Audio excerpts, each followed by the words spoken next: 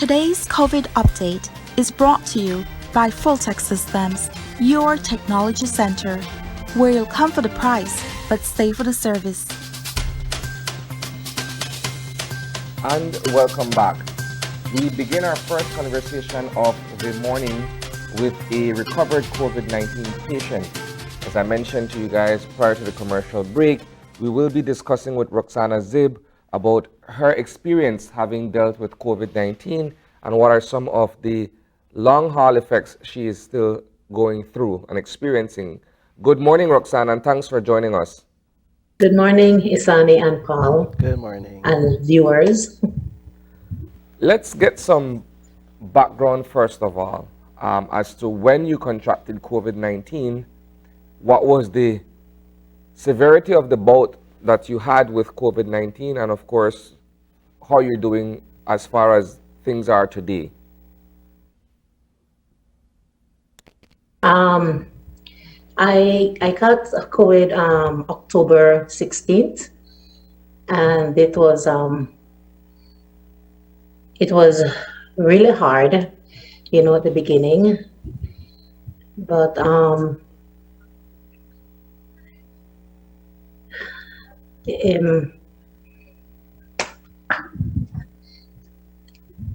Take your time. Sorry, I'm very nervous. That's okay. That's okay. Just share with us what the experience was like. So you caught COVID in October 26th. On October 16th. My apology. What was it from there? Were you hospitalized? Were you being treated at home? What happened thereafter? When we first found out that I had COVID, my uncle, who is a doctor, recommended that I was hospitalized immediately due to the fact that I only have one lung.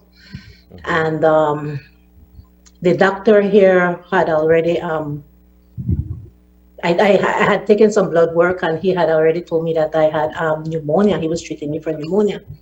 So with that, yes, I was hospitalized, and I checked into the hospital on the Saturday, like it was around 6, and my husband drove me up from Belmopan to Belize. And when I got there, this lady in a full white suit, fully dressed with shield, mask, everything, she came and she get me and took me to this room where I had some blood work, another test and preparation, So with that, after that, they took me to the COVID ward, and which when you enter, it's like pretty scary, And when I got into the room, when they took me into the room, they connect me to oxygen drips and started medication immediately. It was like, they told me it was going to be a 5-day treatment. And the doctor said that I went in time because my lung was already infected 10%. And it would enable me to recover, have a better chance of recovery, In terms of your lung condition, is it that you have been operating with one lung before you caught COVID, or was this? Yes, no. I had an accident, and they had to remove the lung. So I've been living with one lung, Did that make the occurrence a bit more scarier for you, I would imagine? Well, yes, because when they first told me that I was tested positive, all sorts of things enter my thoughts,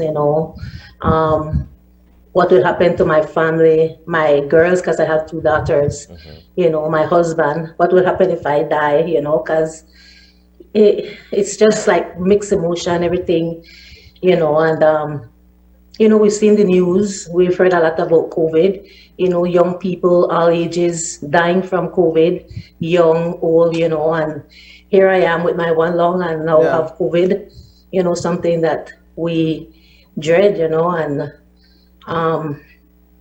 at that moment I had to just gain composure and call upon the Lord for strength, and to fight this deadly disease. Yeah, I would imagine your concerns considering the fact that this virus attacks your respiratory system, and here you are telling yourself I only have one lung functioning, and I have this virus. How critical were you at the time when you arrived at the hospital? Well, I was, thank God I was holding up, and the, um, the, the, the, the doctors, well, when they told me about that, I think I was doing pretty good at that moment, Hmm. because like the doctors say I got there in time. Hmm. So At what and then immediately they started the treatment. at what point did you uh, think or consider to get tested? Were you feeling some sort of fatigue? What were the signs that you were feeling? I was already getting some checkups with my doctor here in Belmopan, and because I was having a back issue, like at my lower back, and with the diabetes, because I'm diabetic. Oh wow. Okay. So I was getting full checkup on everything. And when I got tested, when it all happened was when my daughter was to travel the back to the US, and before she took she had to go take her test, right? The same Mm-hmm. day I was to go see doctor. Mm-hmm. So we decided let's go together. Right. And when she came back, she told me, Mom, I am positive. I tested positive. Wow. So with that, we were already, I mean, we spent a lot of time the previous days together watching Mhm. movies, cuddling up because she's getting ready to go back, and not knowing that she had tested positive, or she had the virus, no? Mhm. And with that, my what I was going through got worse. This cough, it was persistent like all day. I was getting tired. And then I went and I took my test because my uncle had requested that I go and take it, no? So that's when, like I said, they told me that I was positive. Are you vaccinated, Mr.? Yes, I received both vaccination. Both the first one was in March, and the second one in June.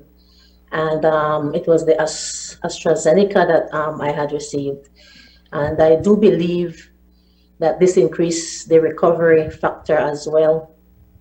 So you've mentioned being in close contact with your daughter who initially tested positive.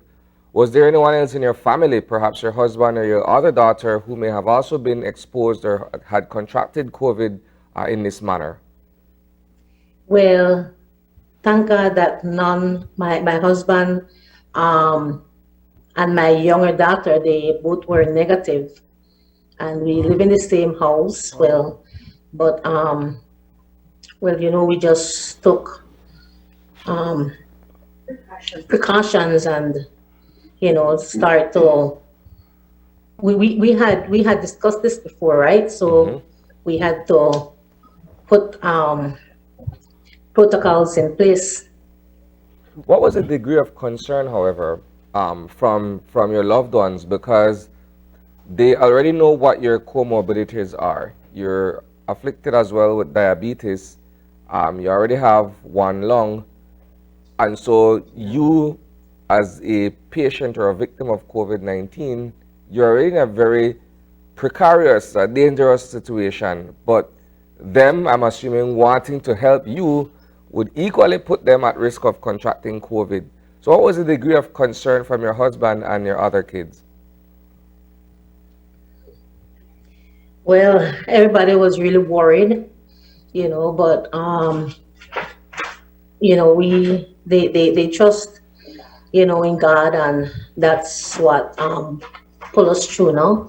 all the prayers, all the um, we kept in touch on everything.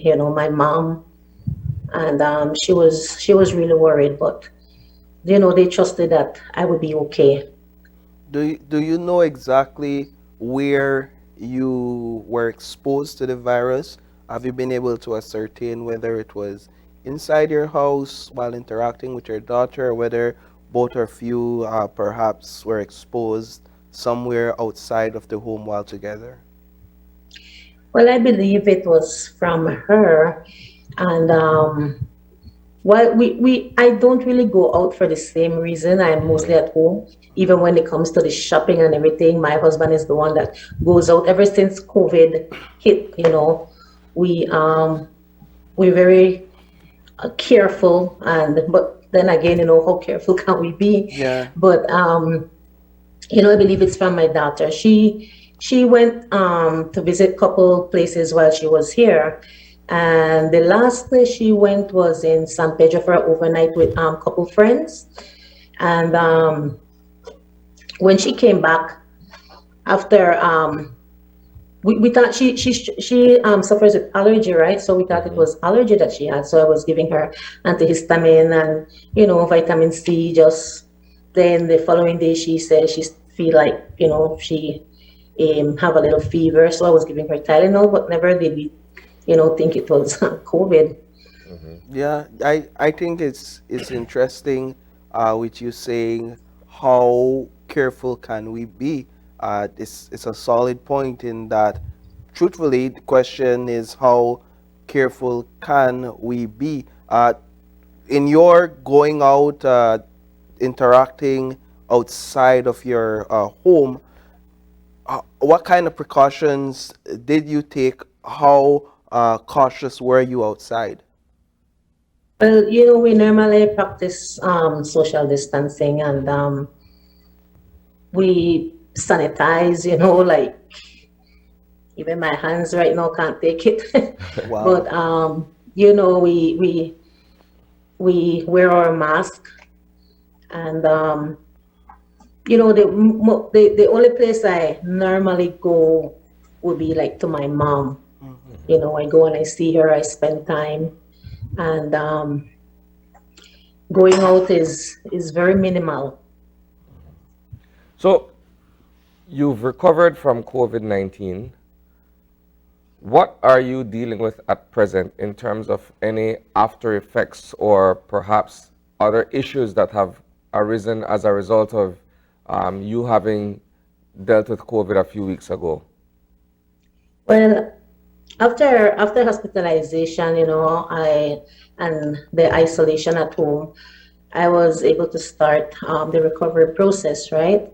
I was still on medication, as is, I'm still taking a medication, and I do have fatigue, daily fatigue, and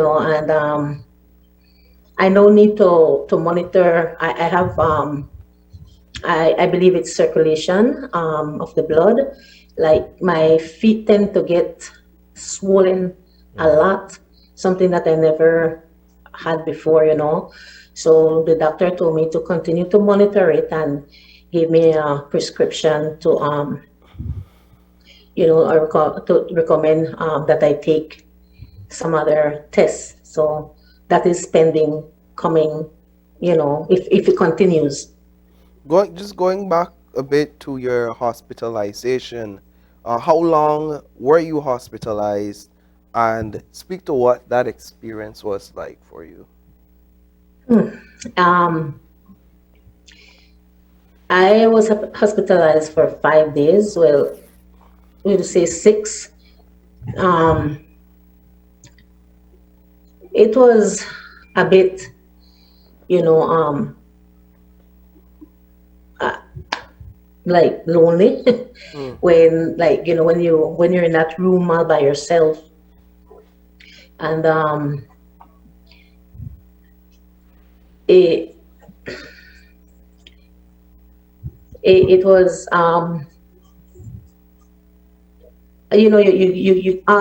that moment, you start to you're worried and everything, but the good thing is that the nurses, they come into time, with medication, and they make you feel comfortable.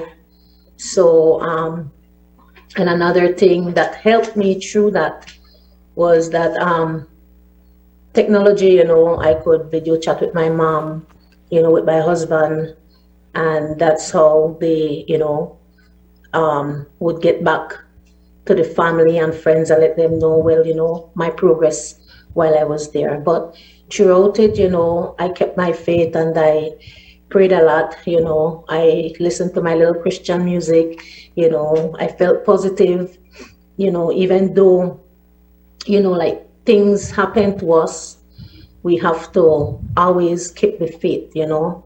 and things will work out. You know, we've heard stories from COVID-19 survivors who say that a lot of the fight is mental, in that while this virus is attacking your body, it's the mental strength that usually gets them through. How much of a mental fight was this battle for you being hospitalized? Well, mentally, I like I said, what I did was I prayed a lot, and that's what really pulled me through. Because if I try to practice to always think positive. Yeah. You know, once you stay positive, positive things will happen. So whenever the enemy try to attack or put negative thoughts in my head, I pray, and like I said, that's what have me here. What would you share with viewers in terms of what you have been able to take away from this experience for them to either be more cautious or aware of in terms of going about their daily lives amid this pandemic? My advice would be, first of all, keep the faith in God, but also take precautions and stick to protocols, especially when socializing. Protect yourself and protect those around you. Get vaccinated, you know, and consider the possibility of not being with your family if COVID gets the better of you. Let's speak to your road to recovery. I know we spoke about it a bit earlier, but in terms of how is your single lung doing at this time? We know that the virus does affect that and its capabilities. Well, 2 weeks after I had my doctor's appointment follow up, and I went and I did some tests there. And when it comes to my lung, the doctors say it's I it recovered. Wow. It's good. So Wow. thanks to God that all the prayers, all the love, everything. I my lung is okay. And your daughter? How is she? Well, she did really good, because at the beginning I was I was taking care of her, but after that, when I got worse, my husband had to continue, preparing the food, doing what we need to do, and she's doing great. She's back in Chicago. She's working, going to school, and the only thing, like, what still affects her is the tiredness, Yeah. fatigue. She's tired. Even when she was traveling, she was like, "Mom, it was hard to even breathe in the mask," and it was she struggled at the beginning, but she's doing much better now. For you currently, what are your limitations inside the home in terms of the things you were accustomed to doing that you now have to kind of take a step back on at this time? Well, at the beginning, it was hard because I had to isolate in my room. And they told me instead, because of the severeness of, that I had to be hospitalized. It wasn't 14 days, it was 21 days. Wow. So it was hard to be locked up in my room and, well, my husband getting my food, putting it at the door, and, have to sanitize, and the good part is that I was upstairs and he could be downstairs, so um, we had that, we didn't have that close contact. And with that, it was hard because, you want to be out, not, my younger daughter, my in-laws, her grandma, had her for a week. We wanted to be sure that she was okay. Yes, and so, well, that week ended up into 2 weeks because I wanted to be sure that I was, clear and negative, so we waited, and then I took another test, and it was negative. So you would say that right now you're back in the house, and you're doing things you used to do the way you were doing them. Yes, I finally get to come downstairs and, do more.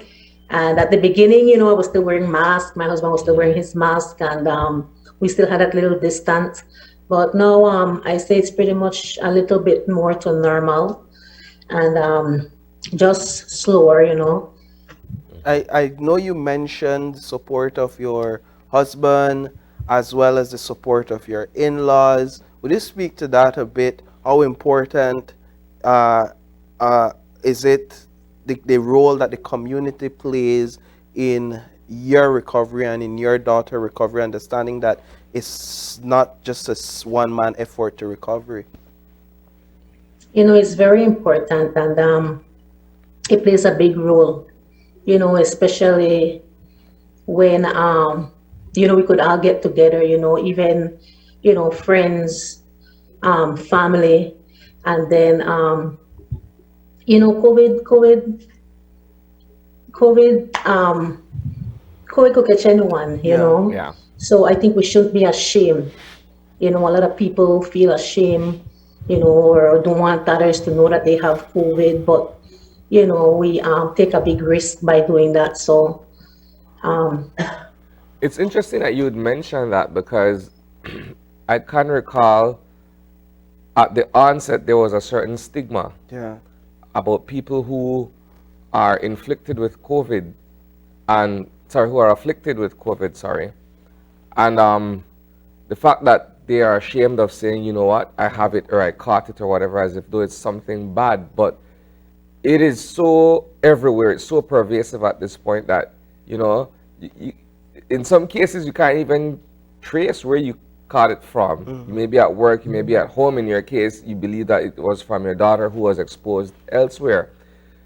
What would be your message knowing that, you know what, all of that stigma and the discrimination of having caught COVID is something of the past, where we're now learning to accept that, you know what, this thing is everywhere and anyone can catch it.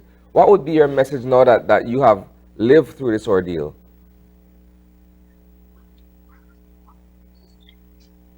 um, hmm, my, my, I would say, we just need to take a lot of precaution, and let's take care of each other. Let's be a friend. Let's, get in touch, even if it's not with the person, but the family, a family member, give support. And we need to fight this, together. All right. Any final words to your loved ones and those who are there for you during your sickness? Yes, I would like to, thank my mother, my father, my in-laws, my husband, all my aunt. I have a very aunt that I'm very close with, and she was, she's always there. Thanks for all the support, all the prayers, prayer warriors, from all over. Kept in touch with my in-laws, with my mother, And, I received a lot of prayers, through WhatsApp. And, it all kept me, going. And I would like to thank everyone, who helped, especially, the moral support, the financial support. I'm very, very thankful and appreciate, each and every one of you. All right. Well, thanks for joining us, Roxanna, and sharing with us your experience with COVID. We wish you all the best in your continued recovery. Take care. Thank you. All right. We now go to our next commercial break, and when we return, it's to discuss all things man and manly. Is it Man to man. We'll be discussing marriage and union with our friends from the Hub.